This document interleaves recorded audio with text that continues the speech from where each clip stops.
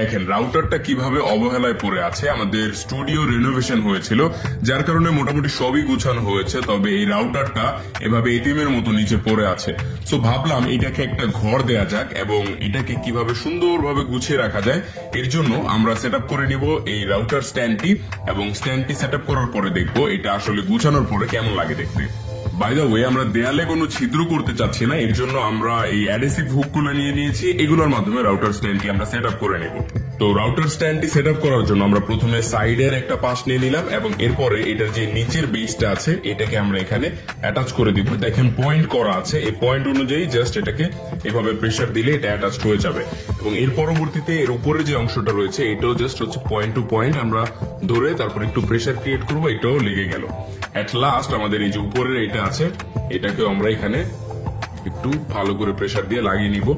আমাদের রাউটার স্ট্যান্ডটা মোটামুটি সেট আপ ডান এবং এটাকে এখন আমরা ইনস্টল করে ফেলবো আমাদের দেয়ালে।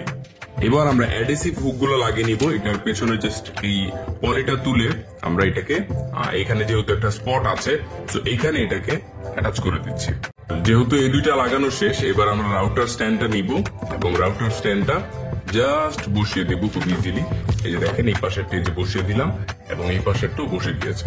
এবার রাউটার সেট আপ করার পালা। তো ফাইনালি আমাদের রাউটার স্ট্যান্ড সেট আপ করা ডান। সৌন্দর্যের জন্য আমরা উপরে জাস্ট একটা বনসাই রেখে দিলাম এন্ড হিয়ার ইট ইজ, আমাদের রাউটার স্ট্যান্ড সেট আপ ডান। দেখেন কি ছিল কি হয়েছে। অবশ্য আমাদের দেয়ালটা খুব বেশি সুন্দর না, আপনাদের বাসার সুন্দর দেয়ালে এটা লাগালে অনেক বেশি জোস লাগবে।